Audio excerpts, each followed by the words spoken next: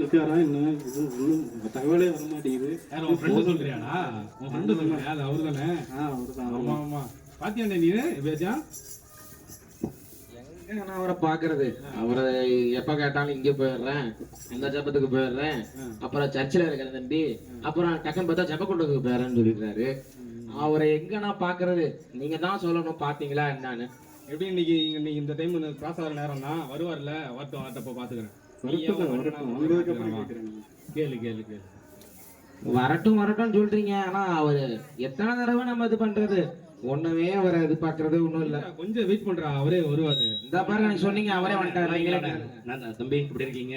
ஏய் கேளுடா, ஏதோ கேக்குன்னு கேளுங்க. அவன் ஒண்ணு கேட்கல, நீயே கேளு. ஏய் உன் ஃப்ரெண்டுடா, நீ கேளுடா. ஒன்னா சுத்துறீங்க, கேளுடா நீ கேளுடா. என்ன கேளுங்க, யாரோ ஒரு கேளுங்க. நீயே கேளுடா. எப்பவுமே என்னையே கோத்து விடுங்க, உங்களுக்கு இதான் வேலை. கேளு கேளு. என்ன போங்க. என்னண்ணே உங்களை பார்க்கவே முடிய மாட்டேங்குது, ஒரு ஃபோன் பண்ணா எடுக்க மாட்டீங்க, ஆள் எங்க தான் போறீங்கன்னு தெரியல. இப்ப என்ன ஃபோன் பண்ணாலும் கூட்டத்துல இருக்க தம்பி, பிரேயர்ல இருக்கிற தம்பி, அங்க இருக்க தம்பிங்கிறீங்க. இப்ப கேட்டா கூட பாருங்க, இப்ப கூட எங்க பைபிளை தூக்கிட்டு எங்க போறீங்க? எங்க போறீங்கண்ணே? ஆமா தம்பி, சிலுவை தியானம் கூட்டத்துக்காக போயிட்டு இருக்கேன் தம்பி. என்ன சொல்றீங்க? சிலுவை தியான கூட்டம். அப்படின்னா என்னண்ணே? சிலுவை தியான கூட்டம்னா ஆண்டவராக இயேசு கிறிஸ்து உங்களுக்காக, எனக்காக, இங்க இருக்கிற யாவருக்காகவும் இந்த பூமியில வந்து நம்மளை பாவத்திலிருந்து மீட்டெடுக்குன்னு சொல்லி அவர் சிலுவையில மறித்து அவர் ரத்தத்தினால நம்மளை மீட்டெடுத்தார்ல, அதை பத்தி தியானிக்கிறதும் மக்கள்கிட்ட சொல்றதை பத்தி தான் இந்த சிலுவை தியான கூட்டம் தம்பி. ஆனா பாவம் தான் என்னன்னு பாவம்னால தம்பி, ஆதி தகப்பனாகிய ஆதாமும் ஏவாளும் ஆண்டவர் சொன்ன வார்த்தைய கீழ்ப்படியாம மீறுதல் அடைஞ்சாங்கல்ல, அதுதான் தம்பி பாவம்.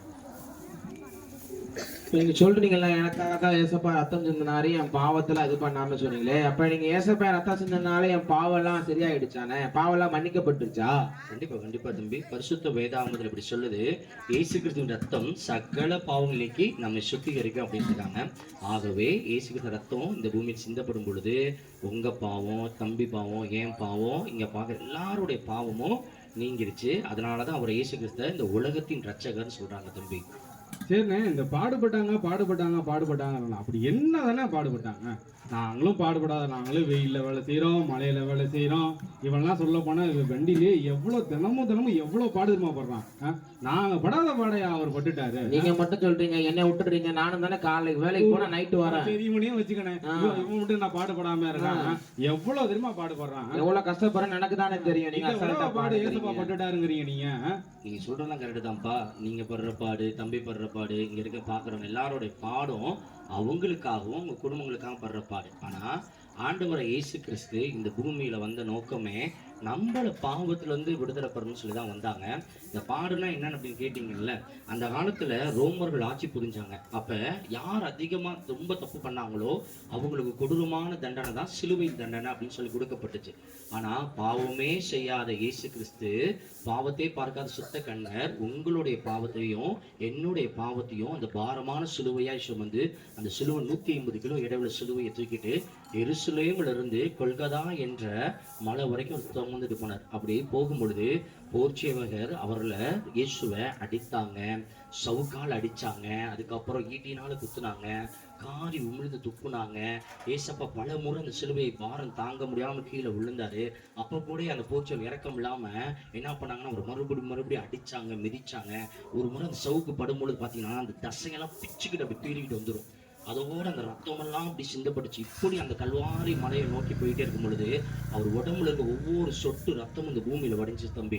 அதோட நம்மளை நினைவு கூர்ந்தனாலதான் அந்த கல்வாரி கொல்கதா மலையில போய் நிற்கும் பொழுது தன்னுடைய 2 கரங்களிலும் ஆணி அடிக்கப்பட்டவராய், கால்கள் 2 சேர்த்து ஆணி அடிக்கப்பட்டவராய், தலையில முள் கிரீடம் சூடப்பட்டவராய், உங்களுக்காகவும் எனக்காகவும் அந்த சிலுவையில் கடைசி நொடி வரைக்கும் அவர் மறிக்கிறதுக்கு முன்னாடி ஒரு செகண்ட் வரைக்கும் நம்மளை நினைவு கூர்ந்தார் தம்பி.